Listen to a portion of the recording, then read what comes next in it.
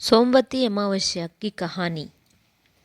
किसी भी महीने की अमावस्या सोमवार को हो उसे सोमवती अमावस्या कहते हैं। लोकाचार में स्त्री या पीपल के नीचे 108 चीज़ें एक ही तरह की लेकर कहानियाँ सुनती है और पूरी नहीं हो तो 13 या 8 लेकर भी कहानी सुनती है।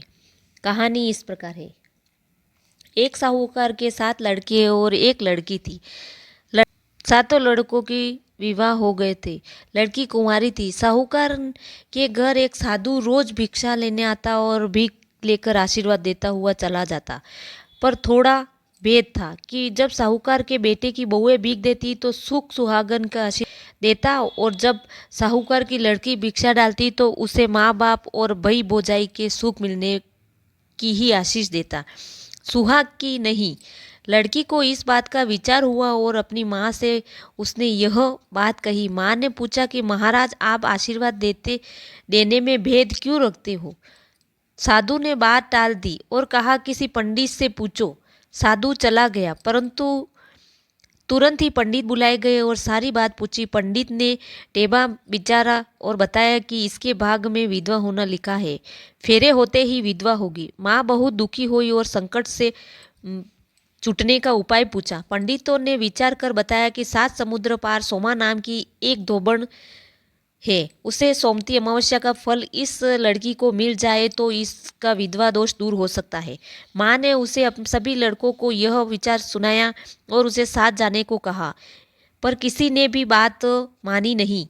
जब लड़की अकेली जाने को तैयार हुई तो उसका छोटा भाई साथ जाने को राजी हुआ। चलते चलते समुद्र के किनारे तो आ गए, पर पार कैसे किया जाए? बेचारे दोनों ही उस सोच में एक पेड़ के नीचे बैठ गई। उस पेड़ का गिद्ध गादिनी रहते थे। जब उसके बच्चे होते तो एक सर्प आकर उसको खा जाता। पता चलता ही नहीं, उस दिन भी ऐसा ही हुआ। गिद्ध गधिनी बाहर गए थे, सर्प आया, गधिनी के बच्चे चिल्लाने लगे। साहूकार की बेटी उसका चिल्लाना सुनकर देखने लगी और सारी बात समझ गई। झट से उसने वार किया और सर्प को मार दिया। सांप पड़ी गिद्ध गधिनी अपने घोंसले पर आए। पेड़ के नीचे भाई को बैठे देखा। मन में विचार किया कि हमारे बच्चे ये ही खाते होंगे, और दोनों ही ऐसा सोचकर उसने पीछे पड़ गए। इधर उधर बच्चे की आवाज़ सुनाई दी तो वह गिद्ध गधिनी एक साथ ही चकित रह गए। साहूकार की बेटी ने मारा हुआ सांप दिखाकर उसे संतोष दिलाया। गिद्ध गधिनी राजी हो गई। गिद्ध गिद्धनी राजी हो गए। दोनों भाई बहन का आदर सत्कार किया और उसकी इच्छा जानकर समुद्र पार उड़ उनको पहुंचाया। सोमा धोबिन का घर पूछकर उसे पा गए। उसके घर में अंगे मंगे लग रही थी। उसकी बहुएं काम से जी चुराने वाली थी, आपस में झगड़ती थी।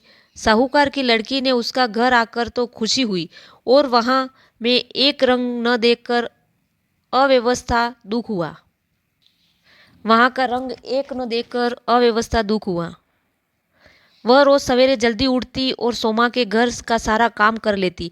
2-3 दिन बीत गए, पता ही नहीं चला कि एक रोज सोमा चुप कर बैठ गई। सदा की तरह साहूकार की लड़की आई और काम करने लगी। सोमा आकर बोली, तुम कौन हो? रोज हमारा काम कर जाती हो, तुम्हारा क्या मतलब है? साहूकार की लड़की ने नीम सीधेपन में उत्तर दिया, मैं तुम्हारी धर्म की बहन हूँ, मेरा एक वचन पूरा करो, हम दुखी होकर यहाँ तक मुश्किल से आए हैं। सोमा ने उसकी सारी बात सुनी। वचन के मुताबिक सोमवती का फल दिया और विवाह के समय आने का वचन दिया। इधर वे सब अपने घर आ गए तो विवाह की तिथि निश्चित हो गई। बारात आ गई थी, आव भगत हुई, फेरों का समय हो गया। सोमा भी उसी समय आ गई थी। उसने एक करवा दूध में भर लिया। जब फेरे हो रहे थे, एक सर्प आया। सोमा ने उसको दूध पिलाया। सोमवती माता से विनती की, हे सोमवती माता, मैंने जो सच्चे मन से आपकी कहानी सुनी है, तो अब तक सारी सोमवती का फल साहूकार की बेटी को मिले। प्रार्थना करते ही सांप की झेवड़ी बन गई। विवाह आनंद से हो गया। सोमा विदा मांगने लगी। साहूकार की स्त्री ने उससे कुछ मांगने से कहा। सोमा ने एक मिट्टी का घड़ा मांगा और लेकर चली गई। इधर सोमा का पति बीमार पड़ा और मर गया, पर सोमा के आए बिना उसका क्रियाकर्म नहीं किया। तेल के बर्तन में उसको रख दिया। जब साहूकार के घर से घड़ा लेकर आ रही थी तो रास्ते में सोमवती का दिन आया। जंगल में कहानी सुनने के लिए उसके पास कोई चीज नहीं थी। घड़े को फोड़कर 108 टुकड़े किए, गोल गोल बनाकर एक पीपल के नीचे बैठी और कहानी सुनी और पीछे चलकर अपने घर पहुंची। सारी बात उसे सामने आई पर उसको घबराहट नहीं हुई। उसने जाकर अपने पति की लाश को तेल में से निकाला, आंखों में काजल, नाखूनों से मेहंदी, मांग में सिंदूर, रोली, चिटकी, अंगूठी चीर कर खून निकाला और निकालकर चीटे दिए। ओ कहा कि हे सोमवती माता, जब तक कि सोमवती अमावस्या का फल तो साहूकार की लड़की को मिला है और जब तक जो मैंने सच्चे मन से तेरी साधना की है तो आगे के व्रतों का फल मेरे पति को मिले। ऐसा कहते ही उसका पति उठ बैठ गया।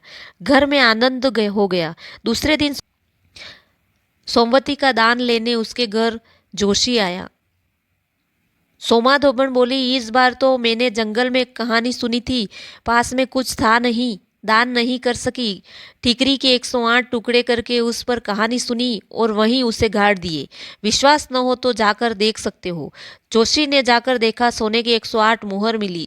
सोमा धोबन ने कहा कि यह सोमवती माता की कृपा है। जोशी प्रसन्न हो गए। गांव में डिंडोरा पिटवा दिया कि अब से सभी सुहागनियां स्त्रियां सोमवती अमावस्या व्रत करें और कहानी सुने और पीपल की परिक्रमा करें। जय सोमवती अमावस्या।